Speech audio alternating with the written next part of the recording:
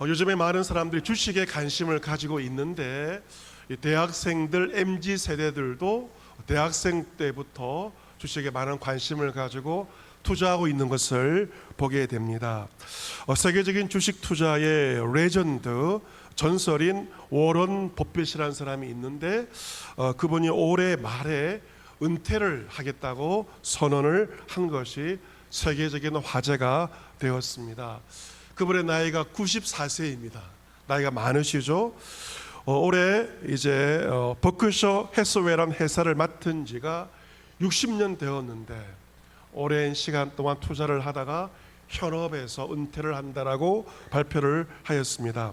워런 버핏은 작은 섬유 회사였던 버크셔 해서웨이를 1962년에 인수하여서 주가가 얼마나 올랐는가, 6만 7천 배나 오를 정도로 엄청나게 주식이 오르게 되었고 시가총액 세계 8위 기업으로 만든 투자의 전설과도 같은 이야기입니다. 이 버크셔 해서웨이라는 회사는 신기술이나 신약 개발 같은 그러한 호재로 성장한 것이 아닙니다. 이 회사의 성장 비결에 워런 버핏의 세 가지 어떻게 보면 평범한 원인들이 있는 것을 보게 되는데, 첫 번째, 버핏은 주식이란 자본에 투자를 하였습니다. 부동산에는 투자하지 않고 오직 주식에 투자를 하였습니다. 다시 젊어서 투자를 시작하면 여전히 부동산 투자는 하지 않을 것이냐라고 질문했을 때 그는 하지 않겠다라고 그렇게 말합니다. 부동산은 계약과 세금 등 투자 과정이 불편하고 주식처럼 싼 가격에 좋은 물건이 나오지 않기 때문이라고 이야기합니다. 반면 주식은 선택지가 다양하여서 좋은 기업들을 찾을 수 있다라고 이유를 말합니다. 두 번째 비결은 자본 배분인데요. 주식을 투자하면서 그런 주로 미국 기업의 주식을 투자했습니다. 투자를 시작할 때부터 미국이 2차 세계대전 이후에 고도 성장을 구가를 하였죠. 그런 미국 기업 중에서 자본 대비 수익이 높고 수익의 변동성이 낮은 것에 집중 투자하였는데 그것이 성공의 비결입니다. 세 번째 비결은 오랜 기간 복리 효과를 극대화했다고 합니다. 그런 입버릇처럼 오래 살며 높은 수익률로 복리 투자하라라고 말하였는데요. 그의 자산의 90%가 60세 이후에 불어난 그러한 자산이라고 합니다. 그런 복리 효과를 몸소 보여준 셈입니다. 주식과 배분과 복리, 이 세 가지가 워런 버핏을 전설적인 투자자로 만든 세 가지 요소입니다. 그는 애플사처럼 세상에 없던 스마트폰을 내놓지도 않았습니다. 포도사처럼 생산 과정을 획기적으로 혁신하지도 않았습니다. 주식과 배분과 복리는 누구나 알 수 있는 매우 평범한 것들에 불과합니다. 하지만 누구나 알 수는 있지만 아는 것과 실천은 전혀 다른 것이죠. 누구나 알지만 아무나 할 수 있는 것은 아닙니다. 워런 버핏이 한 유명한 말이 있죠. 비범한 결과를 내기를 원한다면 반드시 비범한 일을 할 필요가 없다. 그냥 평범한 원칙을 오랫동안 잘 지키면 언젠가 때가 되면 비범한 성과를 이룰 수 있음을 워런 버핏은 그의 삶을 통하여 보여준 것입니다. 오늘 성경 본문에서 사도 바울은 그리스도 예수 안에서 우리를 향하신 하나님의 뜻 세 가지를 말씀하고 있습니다. 여러분, 이 세 가지 우리가 잘 알고 있는 것들이죠. 그리고 어려운 것도 아닙니다. 우리가 모르는 것도 아닙니다. 하지만 그것을 지켜나가는 것은 결코 쉬운 일이 아닙니다. 그 세 가지가 무엇입니까? 항상 기뻐하라, 쉬지 말고 기도하라, 범사에 감사하라, 세 가지입니다. 같이 보겠습니다. 항상 기뻐하라, 쉬지 말고 기도하라, 범사에 감사하라. 아멘. 이 세 가지는 문법상 명령문입니다. 기뻐하라, 기도하라, 감사하라. 명령문이라 함은 반드시 우리가 그리스도인에서 해야 하는, 따라야 하는 것들입니다. 묻지도 말고 따지지도 말고 싫다고 하지도 말고 반드시 우리가 주령해야 한 세 가지가 바로 항상 기뻐하는 것, 쉬지 말고 기도하는 것, 범사에 감사하는 것. 주님께서 우리에게 사도 바울을 통해서 명령을 하고 있습니다. 그리스도 예수 안에서 우리를 향하신 하나님의 뜻 첫 번째는 바로 16절에 항상 기뻐하라입니다. 요즘 같은 우울한 시대에 기뻐하며 산다는 것이 결코 쉽지가 않습니다. 더욱이 항상 기뻐하는 삶을 사는 것은 어쩌면 불가능해 보이기도 합니다. 하지만 빌립보서에서 사도 바울은 항상 기뻐할 수 있는 비결을 제시해주고 있는데 그것은 바로 주 안에서입니다. 빌립보서 4장 4절에서 주 안에서 항상 기뻐하라. 내가 다시 말하노니 기뻐하라 라고 말하였습니다. 우리 어떻게 항상 기뻐할 수 있는가? 주님 안에 거하면 우리는 항상 기뻐할 수가 있고, 주님께서 주시는 기쁨은 절대적인 기쁨이기 때문에 상황에 관계없이 우리 항상 기뻐할 수가 있습니다. 바울이 이 빌립보서 편지를 썼을 때 그는 복음을 전하다가 감옥에 있었습니다. 자유를 구속당하는 감옥에 있었지만 바울이 주 안에 있었기 때문에 그런 감옥에서도 기뻐할 수 있었고 항상 기뻐할 수 있었고 본인이 항상 기뻐했기 때문에 이 편지를 받는 성도들에게 나처럼 주 안에서 항상 기뻐하라 라고 말하였습니다. 그 어떤 것도 그 무엇도 바울의 기쁨을 빼앗지 못하였던 것이죠. 사도 바울처럼 이러한 기쁨을 누린 또 한 사람이 있습니다. 바로 구약의 하박국 선지자였는데요. 그는 그 살았던 시대에서 전쟁의 소문을 듣게 됩니다.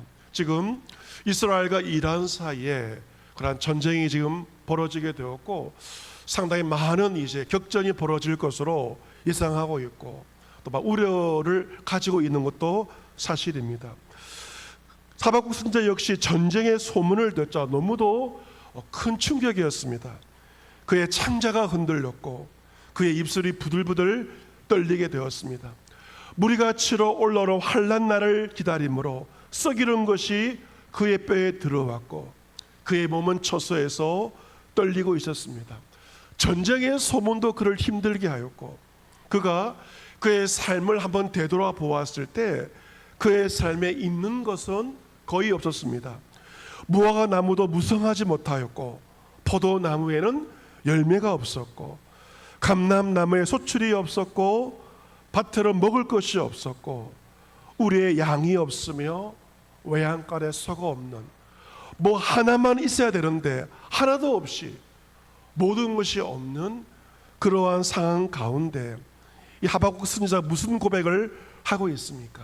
나는 여호와로 말미암아 즐거워하며 나의 구원의 하나님으로 말미암아 기뻐하리로다.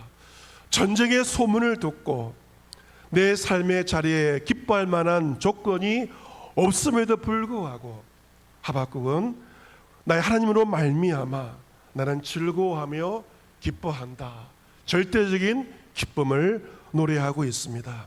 우리 예수님은 기쁨의 근원 되시며 우리에게 기쁨을 주시는 분이십니다. 여러분께서 이번 한 주 기쁨의 근원 되신 예수 그리스도 밖에 있는 것이 아니고 예수 그리스도 안에 거함으로 사도 바울처럼 하박국 선지자처럼 항상 기뻐하며 아름다운 미소와 함께 주위 사람들을 너그럽게 대하며 하나님의 뜻 가운데 살아가는 여러분 모두가 될 수 있기를 기원합니다. 주의 뜻 첫 번째는 주 안에서 항상 기뻐하는 것입니다. 우리를 향한 하나님의 뜻 두 번째는 무엇입니까? 17절에 쉬지 말고 기도하라입니다. 쉬지 말고 기도하라. 사람이 40일 동안 밥은 먹지 않아도 살 수는 있지만 호흡은 중단되면 살 수가 없습니다. 여러분, 그런데요, 기도가 무엇인가? 영혼의 호흡이 바로 기도인 것입니다. 기도는 생명의 그려내신 하나님과 연결되는 것이 바로 영혼의 호흡, 기도입니다. 우리의 몸에 뼈가 숨을 쉬는 것처럼 우리 영혼은 기도해야만, 하나님과 연결되어야만 살아있습니다. 기도하지 않는 자는 살아있으나 죽은 자와 마찬가지입니다. 새벽에 일어났을 때, 운전을 하기 전, 직장에서 하루 일과를 시작하면서 교회에 왔을 때, 그리고 중요한 일을 앞두고 하루를 마감하면서 기도하는 것, 이것이 바로 쉬지 말고 기도하는 것입니다. 여러분, 기도에 대해서 부담 가질 필요가 전혀 없습니다. 기도는 간단한 것입니다. 하나님 아버지를 먼저 부르십시오. 주여라고 부르셔도 됩니다. 그리고 주 예수여 나를 도와주소서, 어려운 말 할 필요 없어요. 그냥 주 예수여 나를 도와주소서, 짧은 문장을 계속 반복하셔도 됩니다. 주 예수여 나를 도와주소서, 주 예수여 나를 도와주소서, 주 예수여 나를 불쌍히 여겨주소서, 주 예수여 나를 불쌍히 여겨주소서. 이 짧은 기도를 반복하셔도 됩니다. 그리고 마지막은 주 예수 그리스도의 이름으로 기도합니다. 주 예수의 이름으로 마지막으로 기도를 드리는 것. 기도는 결코 어려운 것이 아니고 주님께 우리의 마음을 토하는 것인데요, 사람이 늘 숨을 쉬는 것처럼 기도는 끊임없는 반복이고 끊임없는 지속입니다. 언제까지 기도할 것인가? 예수님은 기도의 본을 보여주셔서 십자가 상에서 7가지 기도로 그의 일생을 십자가에서 마감하셨던 것처럼 우리의 마지막 기도, 아버지여 내 영혼을 부탁합니다, 그 기도를 드리기까지 기도는 쉼 없이 하는 영혼의 호흡인 것입니다. 어떤 기도를 드려야 할 것인가? 기도 중에 가장 고상한 기도는 바로 중보 기도입니다. 사무엘 선지자는 나는 너희를 위하여 기도하기를 쉬는 죄를 여호와 앞에 결단코 범하지 아니하겠다. 여러분, 기도를 쉬는 것은 죄입니다. 그래서 우리는 서로가 서로를 위해서 쉬지 말고 기도해야 하는 것이죠. 우리에게 중보 기도 팀원들 지난 6개월 동안 참 수고 많으셨는데요, 상반기 이제 6월 마지막 주까지 그 중보 기도, 교회와 성도를 위한 중보자의 사명을 또 6월 말까지 상반기의 사명 잘 감당하셔야 됩니다. 또한 교회학교가 7, 8월 여름 사역을 앞두고 있습니다. 교회학교 교사들 가장 힘써야 할 것은 기도로 준비하는 것이고 아이들 영혼을 위해서 기도하는 것일 것입니다. 성도들도 교사들과 함께 기도로 동참하고 기도로 마음이 열려질 때 물질로 기쁜 마음으로 협력할 수가 있는 것이죠. 순장과 건찰들은 순원들을 위해서 쉬지 않고 그들을 위해서 중보기도하는 것입니다. 지난 금요일 다음 세대와 함께하는 기도회였는데 한 달에 한 번은 다음 세대와 함께 금요 기도회를 하고 있습니다. 이번 달 우리 영유치부 또 찬양 시간이었는데요, 또 우리 교사들, 수고하는 교사들과 부모들, 영유치부 아이들 6명, 아이들 6명, 포대에 있는 기쁨이까지 영유치부 7명이 금요기도에 나와서 얼마나 힘차게 찬송하는지 힘차게 찬양하여서 큰 은혜가 되었습니다. 여러분, 기도란 어른들만 하는 것이 아닙니다. 영유치부 아이들도 기도하는 것이고요, 기도란 새벽에만 하는 것이 아니죠. 늦은 밤에도 역시 기도해야 됩니다. 그리고 여러분, 아무리 무더운 여름날이어도 다른 것은 쉬어도 기도는 쉴 수가 없죠. 따뜻한 봄날도 기도하지만 무더운 여름날에도 우리는 성전에 나와 쉬지 않고 기도하는 것입니다. 기도는 쉴 수가 없는 것이죠. 영혼의 호흡이기 때문에 그렇습니다. 이제 6, 7, 8 무더운 여름철을 보내야 되지만 무더운 여름철에도 쉬지 말고 기도하시기를 바랍니다. 그리하여 영혼의 호흡, 먼저 내 영혼이 살아나고 누군가를 위해서 기도함으로 영혼들이 살아나는 그 은혜를 기대하면서 이번 한 주 쉬지 말고 기도할 수 있는 여러분 모두가 될 수 있기를 기원합니다. 우리를 향한 하나님의 뜻 세 번째는 무엇인가? 가장 중요한 것인데요, 18절에 범사에 감사하라 명령하고 있습니다. 같이 보겠습니다. 범사에, 크게 범사에 감사하라. 범사 한문입니다. 범사 모든 일입니다. everything, 모든 일에 감사하라. 물론 여러분께서 간절히 원하고 바라는 것들이 이루어질 때 감사가 될 것입니다. 하지만 진정한 감사가 무엇입니까? 내가 받아들이기 어려운 것까지도 감사할 수 있는 것, 이것이 바로 범사의 모든 일에 감사하는 것이죠. 20세기 가장 영향력 있는 인물 100명 중에 선정된 헬런 켈러 여사, 미국의 여사입니다. 그녀는 생후 19개월 때 열로 말미암아 성홍열과 내막염으로 말미암아 시각과 청각을 잃어버렸습니다. 얼마나 가슴 아픈 일입니까? 아이들이 어릴 때 열 때문에 이러한 일이 종종 벌어지기도 합니다. 하지만 그녀는 설리번 선생님의 도움을 얻어서 언어를 배웠고 대학까지 졸업하여서 사회에 많은 기여를 한 인물입니다. 그녀는 듣지도 보지도 말하지도 못하였습니다. 하지만 그녀가 이렇게 말하였습니다. 나에게 너무도 많은 것이 주어졌다. 나에게 너무도 많은 것이 주어졌기 때문에 나에게 어떤 것들이 없는지 생각하며 머뭇거릴 시간이 나에게 없다. 그런 말을 하였습니다. 그녀는 자신에게 없는 것보다 있는 것을 세어보니 너무도 많은 것이 있음을 깨닫게 되었고, 자신에게 없는 것이 아니라 하나님께서 자신에게 허락하신 그러한 것들을 세어보면서 감사의 삶을 살았습니다. 그녀는 말합니다. 나는 나 역경에 대해서 왜 내가 보지도 못하고 듣지도 못하였을까? 내 인생은 왜 이렇게 꼬였을까? 그렇게 말한 것이 아닙니다. 자신의 역경에 대해서 또 탓을 하지도 않았습니다. 부모의 탓을 하지도 않고 누군가의 탓을 하지도 않고 오히려 나의 역경에 대해서 감사한다라고 말합니다. 왜냐하면 나는 역경 때문에 나 자신을 발견하였고 나의 일을 발견하였고 나의 하나님을 발견하였다. 이 고난 때문에 내가 누구인지, 나의 일이 어떤 일을 해야 할 것인지, 더 중요한 나의 하나님을 역경을 통해서 발견했기 때문에 나의 인생의 역경에 대해서 하나님께 감사한다. 그러한 말을 하였습니다. 빌립보서 4장의 사도 바울은 말합니다. 아무것도 염려하지 말고 다만 모든 일에 기도와 간구로 너희 구할 것을 감사함으로 하나님께 아뢰라. 그리하면 모든 지역에 뛰어난 하나님의 평강이 그리스도 예수 안에서 너희 마음과 생각을 지켜주실 것을 말씀하고 있습니다. 여러분 아무것도 염려하지 마시기를 바랍니다. 모든 일 감사하십시오. 그 모든 일에 여러분 감사의 기도를 하나님께 드리시기 바랍니다. 염려하면 평강이 사라져 버립니다.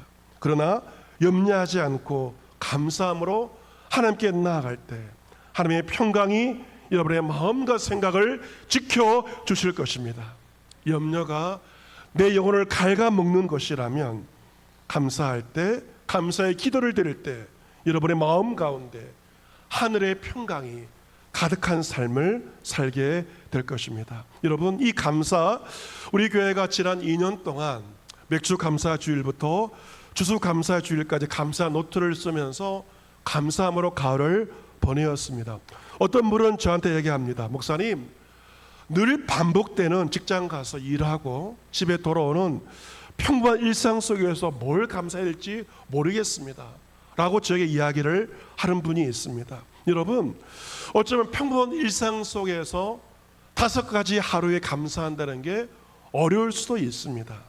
하지만 여러분 참기름을 짜는 것처럼, 시골에서 참기름을 짜는 것처럼 한번 지어짜 보시길 바랍니다. 참기름이 그냥 나오지 않죠. 참깨를 찧어 자르고 누려야만 좋은 참기름 나오는 것처럼 감사가 저절로 나오는 것이, 때로는 머리에 찧어 짤 때 감사의 거리가 나오게 되고, 참기름을 짜듯이 찧어 짜 감사하다 보면 생각지도 못했던 감사의 제목들을 하루에 5가지 이상씩, 10가지 이상씩 발견하게 되는 것입니다. 어제 일남선교회가 양산 대운산에 가서 야유회를 가지게 되었는데, 오전에 어제 비가 많이 내리지 않았습니까? 가는데 비가 엄청 내리게 되었는데, 도착하니까 비가 잦아들어서 참 감사한 생각이 들었습니다. 식당에 야외에서 식사를 하였는데 물소리가 얼마나 크게 들리는지, 비가 많이 오니까 이 계곡의 물소리가 굉장히 힘차게 들리는 것을 듣게 되었고, 그 물소리를 들으면서 함께 식사한 이들이 감사한 마음으로 식사를 하였습니다. 소리가 시끄럽다 이것이 아니죠. 계곡의 물소리를 들으면서 감사한 마음을 가지고 식사를 하게 되었습니다. 도시에 살면서 언제 그런 시원한 물소리를 들어보겠습니까? 그 큰 물소리도 감사의 마음으로 받아들이면 오히려 우리에게 감사의 제목이 되는 것이죠. 여름의 물소리, 겨울에 눈을 밟는 소리까지 일상의 작은 것을 감사할 때 우리는 얼마든지 많은 감사의 제목을 발견할 수가 있는 것이죠. 제가 6개월을 살아오느라 많은 성도들이 지쳐 있는 것을 보게 됩니다. 직장 생활을 하고 인생을 살아가느라, 우울한 세대를 살아가느라 모두가 힘들어하는 것을 보게 됩니다. 이제 서로에게 이야기하는 거죠. 6개월 살아서 정말 고맙다. 가족에게, 성도에게 씩씩하게 살아줘서 고맙다. 그러한 말들을 주고받을 때 우리는 살맛이 나게 되고 또 하반기를 걸어갈 수 있는 힘을 얻게 되는 것입니다. 사랑하는 성도 여러분, 하나님의 뜻대로 살지 않고 여러분의 생각대로 살아간다면 어떤 소리가 날까요? 그것은 바로 불불덕곡 소리입니다. 불불덕곡, 불평, 불만, 덜만족, 걱정의 소리, 그것이 바로 지옥의 소리입니다. 하지만 성도가 하나님의 뜻에 순종하며 내는 소리는 기기강감, 기쁨과 기도, 감사 또 감사, 이 기기강감의 소리가 바로 천국의 소리라고 말할 수가 있습니다. 사도 바울로부터 이 편지를 통해 권면을 받았던 데살로니가 교회에도 문제가 없었을까? 아닙니다. 데살로니가 교회에도 많은 환난이 있었다고 몇 번이나 기록되어 있습니다. 하지만 그들은 그 환난 가운데 성령의 기쁨으로 주의 말씀을 받아서 주를 본받는 자가 되었고, 그리고 사도 바울이 주신 권면처럼 그들은 환난 가운데도 항상 기뻐하였고 쉬지 말고 기도하였고 범사에 감사함으로 그 말씀에 순종하여 주님을 닮아가게 되었고 주를 본받는 자가 되게 된 것입니다. 여러분에게도 어려운 일들이 있을 것이고 말할 수 없는 환난 가운데 있는 자들도 있을 것입니다. 하지만 주의 말씀을 기억하시고 이번 한 주 기뻐할 수 없는 상황에도 주 안에서 기뻐하시기를 바랍니다. 기도할 수 없는 상황에도 억지로 성령의 도우심을 의지하여 한번 기도해 보시고 가정 예배도 들어보시길 바랍니다. 감사할 제목, 아무리 생각해도 감사할 제목이 나오지 않아도 참기름을 자른 것처럼 쥐어 짜면서까지 오늘 감사할 제목이 무엇인가, 감사할 5가지의 제목을 생각해 보시기 바랍니다. 어떤 사람이 너무 미워 보여도 미워할 이유보다는 그 사람에게 감사할 만한 제목이 무엇이 있는가 한번 세어보면서 발견하시기를 바랍니다. 여러분, 하나님의 뜻은 어려운 것이 아닙니다. 쉽지만 중요한 것은 실천입니다. 이 3가지의 명령에 실천하다 보면, 계속 반복하다 보면 언젠가 이 3가지는 우리에게 좋은 습관이 되어서 기뻐하며 기도하며 감사하는 좋은 습관이 어느새 우리에게 몸에 배이게 될 것입니다. 이 세 가지가 평범해 보이지만 이 세 가지가 우리에게 쌓이고 시간이 쌓이게 되면 언젠가 우리는 비범한 사람이 될 것이고 하나님의 놀라운 축복을 받게 될 것입니다. 비범함은 평범함이 지속될 때 언젠가 비범한 인생이 되는 것입니다. 여러분, 공부에 왕도가 없다는 말이 있습니다. 아이들 학원에 안 보내도요, 아이들 예습과 복습 그것만 잘해도 얼마든지 공부 잘할 수 있고요, 투자에도 왕도가 없는 것처럼 신앙생활에도 왕도가 없습니다. 주의 명령을 신실하게 그리고 성실하게 하는 것, 그것이 바로 신앙생활의 원리라고 말할 수 있습니다.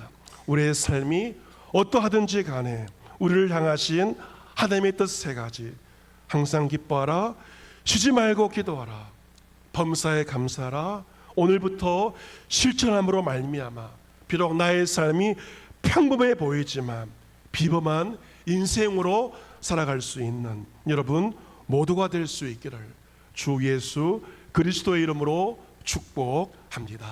아멘.